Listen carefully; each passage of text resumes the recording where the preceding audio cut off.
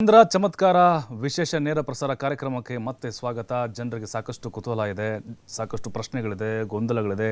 ಗುರುಜರು ಕೂಡ ಅದಕ್ಕೆ ಸೂಕ್ತವಾದಂಥ ಉತ್ತರವನ್ನು ಕೂಡ ಕೊಡ್ತಾ ಇದ್ದಾರೆ. ಅಂದರೆ ಜ್ಯೋತಿಷ್ಯ ಧರ್ಮಶಾಸ್ತ್ರದ ಪ್ರಕಾರ ನಾವು ಹೇಳ್ತಾ ಹೋದರೆ, ಗುರುಜಿ ಇನ್ನೊಂದು ಕುತೂಹಲ ಇರೋದು ನನಗೆ, ಕರ್ನಾಟಕ ರಾಜ್ಯದಲ್ಲಿ ಸೆಪ್ಟೆಂಬರ್ ಕ್ರಾಂತಿ ಆಗುತ್ತೆ ಅಂತ ಹೇಳ್ತಾ ಇದ್ರು. ಬಾಂಬ್ ಹಾಕಿದ್ರು ಕೆಲವೊಬ್ಬರು, ಮುಖ್ಯಮಂತ್ರಿಗಳ ಬದಲಾವಣೆ ಆಗಿಬಿಡುತ್ತೆ ಅಂಥೇಳಿ ಸೆಪ್ಟೆಂಬರ್ ಅಥವಾ ಅಕ್ಟೋಬರ್ ಮುಂದಿನ ದಿನಗಳಲ್ಲಿ ಕರ್ನಾಟಕದಲ್ಲಿ CM ಬದಲಾವಣೆ ಆಗುತ್ತೆ ಅಂತ ಹೇಳ್ತಿದ್ದಾರೆ ಗುರುಜಿ. ಇದರ ಬಗ್ಗೆ ನೀವು ಹೇಳೋದಾದರೆ? ಕಳೆದ ವರ್ಷಗಳಿಂದನೂ ಇದು ಮಾತುಕತೆ, ಒಳ ಮಾತುಕತೆ ನಡೀತಾ ಇರುವಂಥದ್ದು. ಆದರೆ ಈ ಗ್ರಹಣ ಏನಿದೆ, ಏನಾದರೂ ಒಂದು ಚಮತ್ಕಾರ ಮಾಡಬಹುದು ಅಂತ ನನ್ನ ಜ್ಯೋತಿಷ್ಯ ಲೆಕ್ಕಾಚಾರ. ಯಾಕೆ, ಹೇಗೆ ಆಗಬಹುದು ಅನ್ನುವಂಥದ್ದು ನಾವು ತಿಳ್ಕೊಳ್ಳೋಣ. ನಾನು ಜನ್ಮ ದಿನಾಂಕದ ಬಿಟ್ಬಿಡೋಣ. ನಾವು ಯಾವಾಗಲೂ ಅಷ್ಟೇ ಹೆಸರುಗಳು ಹೇಗಾದಂಥ ಕರೆಯ ಹೆಸರುಗಳನ್ನು ನಾವು ನೋಡ್ತೀವಿ. ನೋಡಿ, ಸಾಮಾನ್ಯವಾಗಿ ನಾವು ಕರೆಯ ಹೆಸರುಗಳಲ್ಲಿ ನಾವು ನೋಡಿದಾಗ ಸಿದ್ದರಾಮಯ್ಯ ಅಂತ ಹೇಳಿದ್ರೆ ನಾವು ಗ್ರಹಣ ಆಗ್ತಾ ಇರೋದು ಕುಂಭರಾಶಿಗೆ ಬರುತ್ತೆ ಅವ್ರದ್ದು, ಇದ್ರ ನಾಮನಕ್ಷತ್ರಕ್ಕೆ. ಈ ನಾಮನಕ್ಷತ್ರ ಕುಂಭರಾಶಿಗೆ ಏನಾಗುತ್ತೆ ಅಂದರೆ, ಈ ಗ್ರಹಣದ ಸಂದರ್ಭದಲ್ಲಿ ಡಿಸ್ಟರ್ಬೆನ್ಸ್ ಜಾಸ್ತಿ ಆಗುವಂಥದ್ದು ಇರುತ್ತೆ. ಸೊ ಇದು ಒಂದು ಕಾರಣ ನಾನು ಸೈಂಟಿಫಿಕ್ ಆಗಿ ಹೇಳ್ತಾ ಇರೋದು. ಎರಡನೇದು ನಾವು ನೋಡೋಕೆ ಹೋದರೆ DK ಶಿವಕುಮಾರ್ ಅಂತ ಬಂದಾಗನು, ಸೊ ಈಗ ಅವರೇ ಪ್ರಯತ್ನದಲ್ಲಿರುವಂಥದ್ದು, ಈಗ ಹೆಚ್ಚಿನ ಮಟ್ಟಿಗೆ ಒಲವು ಕೊಡ್ತಾ ಇರುವಂಥದ್ದು. ಸೊ ಇನ್ನು ಬೇರೆ ಬೇರೆಯವರು ಎಲ್ಲರಿಗೂ ಆಸೆ ಇದೆ. ಈಗ ನಾನು ಏನಾದರೂ MLA ಎಲೆಕ್ಷನಲ್ಲಿ ನಿಂತ್ಕೊಂಡಾಗ ನನಗೂ ಆಸೆ ಇದ್ದೇ ಇರುತ್ತೆ, ನಾನು MLA ಆಗಿದ್ದೀನಪ್ಪ, ನಾನು CM ಆಗ್ತೀನಿ, ನನಗೂ ಪೋಸ್ಟ್ ಕೊಡಿ ಅಂತ ಕೇಳಬಹುದು. ಆದರೆ ಪ್ರೆಸೆಂಟ್ ಯಾರಿಗೆ ಆದ್ಯತೆ ಕೊಡಬಹುದು ಅನ್ನುವಂಥದ್ದು ಒಂದು ಲೆಕ್ಕಾಚಾರದಲ್ಲಿ ನಾವು ಹೋಗೋಣ. ಸೊ ಇಲ್ಲಿ ಏನಾಗುತ್ತೆ, ಇಬ್ಬರಿಗೂ ಪೈಪೋಟಿ ಇರೋದ್ರಿಂದ ಸಾಧ್ಯತೆಗಳು ಜಾಸ್ತಿ ಇದೆ ಅನ್ನುವಂಥದ್ದು ಹೇಳುತ್ತೆ. ಇನ್ನು ಜನ್ಮ ನಕ್ಷತ್ರಕ್ಕೆ ತಗೊಳ್ಳೋಣ. ಯಾಕಂದರೆ ಒಂದು ಗೊತ್ತಿರುವಂಥ ಪ್ರಕಾರದಲ್ಲಿ ಇವತ್ತು ವೃಷಭ ರಾಶಿಯವರಿಗೆ ಹೇಗಿದೆ ನೋಡಿ. ನಾನು ವೃಷಭ ರಾಶಿ ಮತ್ತು ತುಲಾರಾಶಿ ವಿಚಾರದಲ್ಲಿ ಹೇಳಿದೆ, ರಾಶಿ ಭವಿಷ್ಯದ ವಿಚಾರದಲ್ಲಿ. ನೋಡಿ, ರಾಶ್ಯಾಧಿಪತಿ ಯಾರು, ಶುಕ್ರ ಬಲಿಷ್ಠನಾಗಿ ಉಚ್ಚಸ್ಥಾನದಲ್ಲಿದ್ದಾರೆ. ಪ್ರಭಾವಿ ವ್ಯಕ್ತಿಗಳಿಂದ ಅನುಕೂಲ, ಅವರಿಂದ ಅಭಿವೃದ್ಧಿ ಆಗುತ್ತೆ ಅನ್ನುವಂಥದ್ದಿದೆ.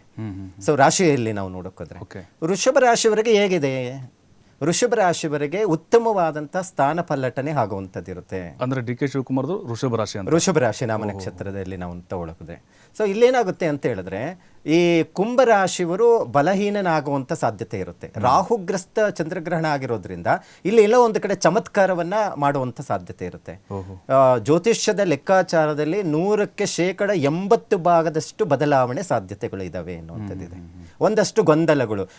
ಯಾಕೆ ಇದನ್ನ ನಿಖರವಾಗಿ ಹೇಳಬಹುದು ಜ್ಯೋತಿಷ್ಯದಲ್ಲಿ ಅಂತ ಹೇಳಿದ್ರೆ, ನೋಡಿ, ಗ್ರಹಣ ಆಗ್ತಾ ಇರುವಂಥದ್ದು ರಾಶಿ ನಾವು ತೆಗೆದುಕೊಳ್ಳೋಣ. ಯಾವುದು? ಕುಂಭರಾಶಿ. ಕುಂಭರಾಶಿ ಅಧಿಪತಿ ಯಾರು? ಶನಿ ಗ್ರಹ ಆಗಿರ್ತಾನೆ. ಶನಿಯು ದ್ವಿತೀಯ ಸ್ಥಾನದಲ್ಲಿ, ಅಂದರೆ ಪ್ರಸ್ತುತ ಗೋಚಾರದಲ್ಲಿರುವಂಥದ್ದು ಮೀನರಾಶಿಯಲ್ಲಿ ಇದೆ. ನೋಡಿ, ಮೀನರಾಶಿಗೆ ನೇರವಾಗಿ ಕುಜನ ಮೇಲೆ ದೃಷ್ಟಿ ಬೀಳ್ತಾ ಇದೆ. ಅದರ ದೃಷ್ಟಿ ಬಿದ್ದಾಗ ಅದರ ತೀವ್ರತೆ, ಅದರ ಪ್ರಭಾವ ಬೀರುತ್ತೆ ಅಂತ ಹೇಳುತ್ತೆ. ಕುಜನ ದೃಷ್ಟಿ ಶನಿಯ ಮೇಲೆ ಬೀಳ್ತಾ ಇದೆ. ಶನಿ ಯೋಗಕಾರಕ ಆಗಿರ್ತಾನೆ. ನೀವು ಗಮನಿಸಬಹುದು, ಎಲ್ಲರೂ ಭಯ ಬೀಳ್ತಾರೆ. ಇಲ್ಲಾದ್ರೂ ನಾವು ಗಾಡಿ ಓಡಿಸುವಾಗ ಶನೇಶ್ವರ ದೇವಸ್ಥಾನ ಇದ್ರೆ ಸ್ಟೇರಿಂಗ್ ಬಿಟ್ಬಿಟ್ಟು ನಮಸ್ಕಾರ ಮಾಡ್ಕೊತಾರೆ. ಯಾಕಂದ್ರೆ ಅಯ್ಯಪ್ಪ ಶನೇಶ್ವರ ಎಗ್ಲೇ ಇರ್ತಾರೆ 7 ವರ್ಷ ಬಿಡಲ್ಲ ಅಂತೇಳಿ. ಆದರೆ ತಪ್ಪು ಅಭಿಪ್ರಾಯ. ಶನಿ ಮುನಿದ್ರೆ ಅವನು ಒಬ್ಬ ರಾಜನ್ನು ಅಷ್ಟೇನೆ, ಏನಾದರೂ ಕಷ್ಟಗಳು ಕೊಡ್ತಾನೆ ಅಂದರೆ ರಾಜ ಬಂದು ಭಿಕ್ಷಕನಾಗ್ತಾನಂತೆ, ಭಿಕ್ಷಕ ಹೋಗಿ ರಾಜ ಆಗ್ತಾನಂತೆ. ಇಲ್ಲಿ ಏನಾಗ್ತಾ ಇದ್ದೇನೆ, ದ್ವಿತೀಯ ಸ್ಥಾನದ ಮೀನರಾಶಿಯಲ್ಲಿ ಗುರುಸ್ಥಾನದಲ್ಲಿದ್ದು ಬಲಿಷ್ಠನಾಗಿರೋದ್ರಿಂದ ವೃಷಭ ರಾಶಿಗೆ ನೋಡಿ ಗಮನಿಸಬಹುದು, ಶನಿಯ ದೃಷ್ಟಿ ಎಲ್ಲೆಲ್ಲಿ ಫಲಗಳು ಕೊಡುತ್ತೆ ಅಂದರೆ, ಶನಿ ಇರುವಂಥ ಮನೆಯಿಂದ 3, 7, 10ನೇ ಮನೆ ದೃಷ್ಟಿ ಇರುತ್ತೆ. ಯಾರ್ಯಾರಿಗೆ ದೃಷ್ಟಿ ಇದೆ ಅಂತ ಹೇಳಿದ್ರೆ 3ನೇ ಮನೆ ಯಾವ್ದು ಬರುತ್ತೆ? ಶನಿ ಇರುವಂಥದ್ದು ವೃಷಭ ರಾಶಿ. ಈಗ ವೃಷಭ ರಾಶಿಗೆ ಶನಿಯ ದೃಷ್ಟಿ ಇದ್ದರೆ ಅಧಿಕಾರವನ್ನು ಕೊಡ್ತಾನೆ, ಸ್ಥಾನವನ್ನು ಕೊಡ್ತಾನೆ ಅಂತ ಹೇಳುತ್ತೆ. ಮತ್ತು 7ನೇ ಮನೆ ದೃಷ್ಟಿ ಯಾರಿಗೆ ಬೀಳ್ತಾ ಇದೆ? ಕುಜನ ಮೇಲೆ ಬೀಳ್ತಾ ಇದೆ. ಕುಜ ಅಗ್ನಿತತ್ವ, ಕೋಪ, ಅಸೂಯೆ, ಜಗಳಗಳು, ವ್ಯಾಜ್ಯಗಳು, ಒಬ್ಬರು ನೋಡಿದ್ರು ಒಬ್ಬರಿಗಾಗಲ್ಲ, ಆ ರೀತಿ ಒಂದು ಡಿಸ್ಟರ್ಬೆನ್ಸ್ ಮಾಡುವಂಥದ್ದಿರುತ್ತೆ. ಯಾವಾಗ ಕುಜನ ದೃಷ್ಟಿ ಶನಿ ಮೇಲೆ ಬೀಳುತ್ತೋ ಅವರಿಬ್ಬರ ನಡುವೆ ಡಿಸ್ಟರ್ಬೆನ್ಸ್ ಆಗಿ ಅವರ ಅಧಿಕಾರವನ್ನು ಕಳ್ಕೊಳ್ಳುವಂಥದ್ದು ಕುಂಭರಾಶಿಯವರ ಸಾಧ್ಯತೆ ಇದೆ. ಕುಂಭರಾಶಿಯವರಿಗೆ ಯಾವಾಗ ಅಧಿಕಾರ ಹೋಗುತ್ತೆ ಅಂತ ಹೇಳಿದ್ರೆ ನೋಡಿ ಗಮನಿಸಬಹುದು, ಆ ಗ್ರಹಣದ ಸಂಭವ ನೋಡಿ.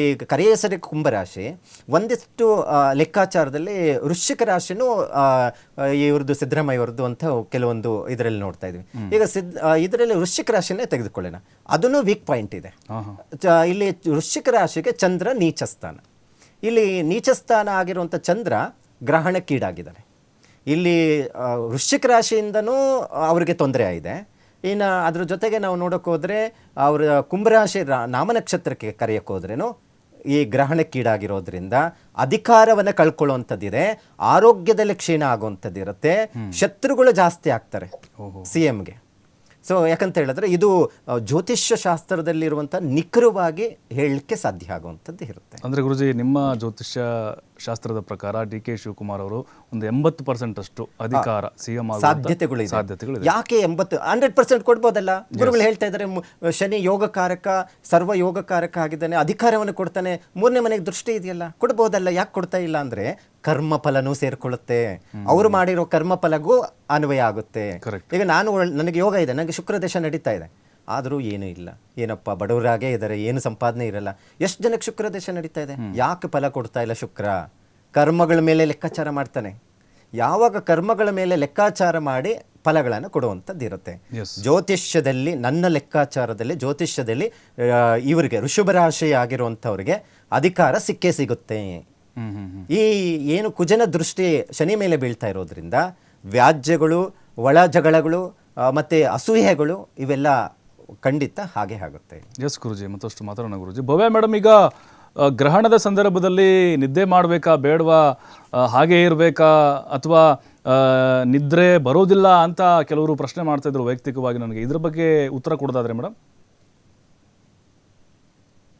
ಗ್ರಹಣದ ವೇಳೆ ನಾನು ಅದನ್ನೇ ಹೇಳಿದ್ದು, ಯಾರ ಮನಸ್ಥಿತಿ ಶಾಂತವಾಗಿರುತ್ತೋ ಅಂತವ್ರು ಖಂಡಿತ ನಿದ್ದೆ ಬರುತ್ತೆ. ಓಕೆ, ಯಾಕಂದ್ರೆ ಅಲ್ಲಿ ಭಯ ಇರಲ್ಲ, ಆತಂಕ ಇರಲ್ಲ. ಹೌದಾ? ಎಲ್ಲಿ ಭಯ ಆತಂಕ ಇರುತ್ತೋ ಅಲ್ಲಿ ಮನಸ್ಸು ಸಮಾಧಾನ ಇರಲ್ಲ. ಸೊ ಮನಸ್ಸಿಗೆ ಸಮಾಧಾನ ಇಲ್ಲ ಅಂತಂದ್ರೆ ಖಂಡಿತವಾಗ್ಲೂ ನಿದ್ರೆ ಬರಲ್ಲ ಅಲ್ವಾ? ಸೊ ನಿದ್ರೆ ಖಂಡಿತವಾಗ್ಲೂ ಬರಲ್ಲ. ಸೊ ಇದು ಗ್ರಹಣ ಇಲ್ಲ ಅಂದ್ರೂ ಇರೋಂತ ಮನಸ್ಥಿತಿ. ಗ್ರಹಣ ಇದ್ರು ಅಂತೂ ಇದೊಂದು ಸ್ವಲ್ಪ ಜಾಸ್ತಿ ಆಗುತ್ತೆ. ಗ್ರಹಣ ಇದೆ, ಸೊ ಏನಾಗುತ್ತೋ ಅನ್ನೋ ಒಂದು ಚಿಂತೆ ಕಾಡ್ತಾ ಇರುತ್ತೆ. ಸೊ ಅದ್ರಿಂದ ನಿದ್ರೆ ಬರಲ್ಲ. ಸೊ ಅಂತವ್ರಿಗೆ ಗೊತ್ತೂ ಇರುತ್ತೆ, ಆಕ್ಚುಲಿ ನನಗೆ ಇವತ್ತು ನಿದ್ರೆ ಬರಲ್ಲ ಅನ್ನೋದು ಗೊತ್ತಿರುತ್ತೆ. ಸೊ ಅಂತವ್ರು ಏನ್ ಮಾಡ್ಬೇಕು ಅಂತಂದ್ರೆ, ಇವಾಗ ಗುರುಗಳು ಹೇಳ್ದ ಹಂಗೇನೆ, idle mind is a devil's mind ಅಂತ ಕೇಳಿದೀರಾ ಅಲ್ವಾ? ಅಂದ್ರೆ ಎಲ್ಲಿ ಖಾಲಿ ಇರುತ್ತೋ, ಖಾಲಿ ಮನಸ್ಸಿರುತ್ತೋ ಅಲ್ಲಿ, ಅಂದ್ರೆ ಖಾಲಿ ಮನೆ ಇದ್ದ ಕಡೆ ಭೂತದ ಮನೆ ಆಗುತ್ತೆ. ಹಾಗೇನೆ ಖಾಲಿ ಮನಸ್ಸಿದ ಕಡೆ ಭೂತ ಬಂದು ಪ್ರವೇಶ ಮಾಡುತ್ತೆ. ಅಂದ್ರೆ ನೆಗೆಟಿವ್ ಥಾಟ್ಸ್ ಅನ್ನೋದು ಬರ್ತಾ ಹೋಗುತ್ತೆ, negative thoughts and feelings. So negative thoughts and feelings ಅಂದ್ರೇನೆ ಇದು ಆತಂಕಗಳು, ಭಯಗಳು, ಡಿಪ್ರೆಷನ್ ಇದೆಲ್ಲ. ಓಕೆ, ಸೊ ಇದು ಆದಾಗ ನಿದ್ರೆ ಬರಲ್ಲ ಅನ್ನೋದು ಪ್ರತಿಯೊಬ್ಬ ಮನುಷ್ಯನಿಗೂ ಗೊತ್ತಿರುತ್ತದು. ಸೊ ಅಂತ ವೇಳೆಯಲ್ಲಿ ಏನ್ ಮಾಡ್ಬೇಕು ಅಂತಂದ್ರೆ, ಈ ದೃಢೀಕರಣಗಳನ್ನ ಮಾಡ್ಕೋಬಹುದು. ಮುಂಚೆನೂ ಮಾಡ್ಕೋಬಹುದು, ಗ್ರಹಣದ ಮುಂಚೆನೂ ಮಾಡ್ಕೋಬಹುದು, ಗ್ರಹಣ ಟೈಮಲ್ಲೂ ಮಾಡ್ಕೋಬಹುದು. ಸೊ ಇವಾಗ ಅವ್ರು ಹೇಳ್ತಾ ಇದ್ರು ಮಂತ್ರಗಳ ಪಠನೆ ಮಾಡ್ಬೋದು, ಶ್ಲೋಕಗಳ ಪಠನೆ ಮಾಡಬಹುದು ಅಂತ. ಸೊ ಇವಾಗ ಮಂತ್ರಗಳ ಪಠನೆ ಮಾಡೋರಿಗೆ ಬರೋರಿಗೆ ಮಾಡಬಹುದು, ಅದನ್ನು ಮಾಡಬಹುದು. ಯಾಕಂದ್ರೆ ಅದನ್ನ ಪಾಸಿಟಿವ್ ಎನರ್ಜಿ ಸಿಗುತ್ತೆ, ಮತ್ತೆ ಒಂದು ಆತ್ಮವಿಶ್ವಾಸ ಅನ್ನೋದು ಬರ್ತಾ ಹೋಗುತ್ತೆ. ದೇವ್ರ ಮೇಲೆ ಯಾರಿಗೆ ನಂಬಿಕೆ ಇದೆಯೋ ಅಂತವ್ರಿಗೆ ಮಂತ್ರಗಳು ಹೇಳಿದಾಗ, ಶ್ಲೋಕಗಳು ಹೇಳಿದಾಗ ಖಂಡಿತ ವಿಶ್ವಾಸ ಅನ್ನೋದು ಜಾಸ್ತಿ ಆಗ್ತಾ ಹೋಗುತ್ತೆ. ದೇವ್ರ ನನ್ ಜೊತೆ ಇದ್ದಾನೆ ಅನ್ನೋ ಒಂದು ಧೈರ್ಯ ಬರುತ್ತೆ. ಯಾರಿಗೆ ದೇವ್ರ ಮೇಲೆ ನಂಬಿಕೆ ಇಲ್ವೋ, ಶ್ಲೋಕ ಮಂತ್ರಗಳ ಮೇಲೆ ನಂಬಿಕೆ ಇಲ್ವೋ ಅಂತವ್ರು ಏನ್ ಮಾಡ್ಬೇಕು ಅಂತಂದ್ರೆ, ನಾರ್ಮಲ್ ಜನರಲ್ ಆಗಿ ಒಂದು ದೃಢೀಕರಣಗಳಂದ್ರೆ ಅಫರ್ಮೇಶನ್ಸ್ ಅಂತ ಏನ್ ಹೇಳ್ತೀವಿ ಅದನ್ನ ಮಾಡ್ಕೋಬಹುದು. ಸೊ ಯಾವ್ದನ್ನ ಮಾಡೋದಕ್ಕೆ ಹೊರಟಿದಾರೋ, ಏನು ಸಾಧನೆ ಮಾಡ್ಬೇಕು ಅನ್ಕೊಂಡಿದಾರೋ, ಯಾವ ಕೆಲಸ ಕಾರ್ಯಗಳನ್ನ ಮಾಡ್ಬೇಕು ಅನ್ಕೊಂಡಿದಾರೋ, ಅದ್ ಯಾವ್ದು ಆಗ್ತಾ ಇಲ್ವೋ ಅಂತ ಒಂದು ಏಮ್ ಇಟ್ಕೊಂಡು, ಒಂದು ಗುರಿಗಳು ಇಟ್ಕೊಂಡು ಅದ್ರ ಬಗ್ಗೆ ಪ್ರಯತ್ನಗಳನ್ನ ಮಾಡ್ಬೋದಲ್ವಾ? ಈ ಟೈಮ್ ಅಲ್ಲಿ ಮಂತ್ರ ಹೇಳ್ಬೇಡಿ, ಶ್ಲೋಕ ಹೇಳ್ಬೇಡಿ, ಪ್ರಯತ್ನ ಮಾಡಿ. ಕಾಯಕವೇ ಕೈಲಾಸ ಅಂದಂಗೆ ನಿಮ್ಮ ಪ್ರಯತ್ನ ಮಾಡೋದಕ್ಕೆ ಯಾವ್ದು ಗ್ರಹಣ ಮಾಡಬಾರ್ದು ಅಂತ ಹೇಳಿಲ್ಲ. ನೀವು ಮನೆ ಒಳಗೆ ಕುತ್ಕೊಂಡು ಭದ್ರವಾಗಿದ್ದೀರಾ, ಕುತ್ಕೊಂಡು ಆ ಪ್ರಯತ್ನಗಳನ್ನ ಮುಂದುವರಿಸ್ಕೊಂಡು ಹೋಗಿ. ಇಲ್ಲ ಅಂತಂದ್ರೆ ಒಂದು ನಿಮ್ಮ ಮೈಂಡ್ ಕಾಮ್ ಮಾಡುವಂತ ಒಂದು ಸಂಗೀತ ಇರ್ಬೋದು, ಮೈಂಡ್ ಕಾಮ್ ಮಾಡುವಂತ ಮ್ಯೂಸಿಕ್ ಇರ್ಬೋದು, ಮ್ಯೂಸಿಕ್ ಕೇಳಿ, ಇಲ್ಲ ಒಂದು ಒಳ್ಳೆ ಪುಸ್ತಕ ಓದಿ. ನಿಮಗೆ ಏನ್ ಸಮಾಧಾನ ಕೊಡುತ್ತೋ ಆ ಟೈಮಲ್ಲಿ, ಆ ಸಮಾಧಾನ ಕೊಡುವಂತ ಒಂದು ಪಾಸಿಟಿವ್ ಎನರ್ಜಿ ನಿಮಗೆ ಒಬ್ರೊಬ್ರಿಗೆ ಒಂದೊಂದಿರುತ್ತೆ ಸೋರ್ಸಸ್. ಸೊ ಪಾಸಿಟಿವ್ ಎನರ್ಜಿ ನಿಮಗೆ ಎಲ್ಲಿಂದ ಸಿಗುತ್ತೋ, ನಿಮಗೆ ಎಲ್ಲಿಂದ ಒಂದು ಪೀಸ್ ಆಫ್ ಮೈಂಡ್ ಸಿಗುತ್ತೋ ಅಂತದನ್ನ ಟೆಕ್ನಿಕ್ಸ್ ಅನ್ನ ಅಳವಡಿಸ್ಕೊಂಡು ಹೋಗಿ. ಟೈಮಲ್ಲಾಗ್ಲಿ, ಗ್ರಹಣದ ಟೈಮಲ್ಲಾಗ್ಲಿ ಅಥವಾ ಗ್ರಹಣದ ಮುಂಚೆ ಆಗ್ಲಿ, ಅವಾಗ ನೀವು ಖಂಡಿತ ನಿಮ್ ಮನಸ್ಸಿನ ಮೇಲೆ ಆಗಿರೋ ಪ್ರಭಾವನ ಖಂಡಿತ ನೀವು ಕಂಟ್ರೋಲ್ ಮಾಡ್ಕೋಬಹುದು. ಎಸ್ ಮೇಡಮ್, ಮತ್ತಷ್ಟು ಮಾಹಿತಿನ ನಿಮ್ಮ ಜೊತೆ ಪಡೆದುಕೊಳ್ತೀನಿ. ಒಂದು ಬ್ರೇಕ್ ಇರುತ್ತೆ, ಬ್ರೇಕ್ ಆದ್ಮೇಲೆ ವಿಶೇಷ ಕಾರ್ಯಕ್ರಮ